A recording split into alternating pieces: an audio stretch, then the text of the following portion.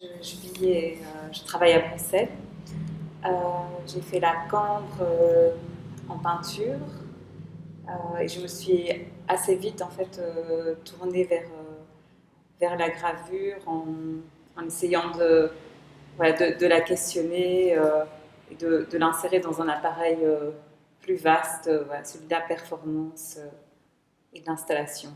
Essentiellement de la gravure sur bois, je fais aussi de la peinture et de la lithographie, de la gravure aussi sur métal, mais mon travail, oui, c'est essentiellement des grands formats et de la gravure sur bois, donc ça va être des gouges, donc des petits couteaux à bois où je passe vraiment des centaines et des centaines d'heures à creuser beaucoup de détails dans du chêne ou dans des grandes plaques de bois. Et j'aime bien m'inscrire en fait dans la continuité de ce médium qui a eu pour but la diffusion des idées, des savoirs et donc aussi qui amène une sorte de démocratisation de l'art par le multiple. Et c'est quelque chose qui m'intéresse beaucoup de questionner notre époque via un médium qui peut-être est un peu anachronique dans le sens où c'est vraiment un retour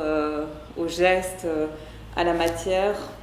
Effectivement, c'est des sujets qui parlent du monde qui nous entoure par le biais de la gravure, mais qui amène aussi cette idée du collectif et de peut-être c'est une sorte de catharsis collective que je propose finalement avec mon travail parce qu'il y a toute cette idée d'en même temps être un témoignage une sorte de visibilisation de sujets comme la perte de la biodiversité ou les crises migratoires ou les guerres. Et en même temps, il y a cette idée de disparition qui jalonne vraiment tout mon travail avec cette idée d'imprimer en fait jusqu'à épuisement de l'encre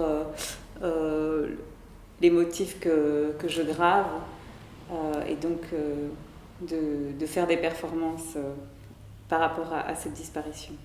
Après nous le déluge, c'est mon tout dernier projet. Et donc l'idée, c'est de faire une fresque monumentale. Donc ici, pour le moment, il y a 3 panneaux. Je pense qu'il y en aura une dizaine, en fait, sur toutes des espèces animales et végétales menacées. Donc, comme souvent dans mon travail, ça se décline aussi dans l'installation, donc avec cette idée d'imprimer jusqu'à effacement de l'encre. Donc je mets une seule fois de l'encre sur la plaque et comme c'est une encre très grasse, elle met beaucoup de temps à partir, donc il y a environ une vingtaine de tirages pour arriver à la disparition. Et donc avec cette idée de symbole, d'évoquer la disparition donc de ces espèces.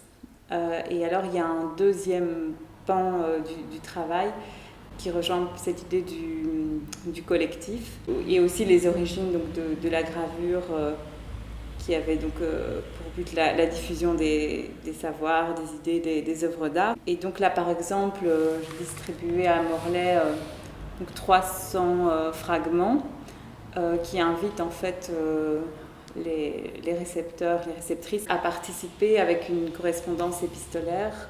Donc ils reçoivent un fragment et c'est l'idée de questionner notre impact sur le vivant, de dire leur incompréhension, leur ressenti, leurs idées par rapport à ces sujets.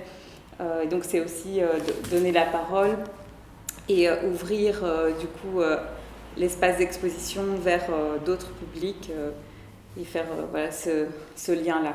Donc c'est vraiment une impression à la main donc qui est très physique, très lente et donc ça fait partie du processus. Donc parfois j'imprime avec du savon et donc, ou des pétales de fleurs ici, donc ça crée vraiment un recto verso. Et donc ici,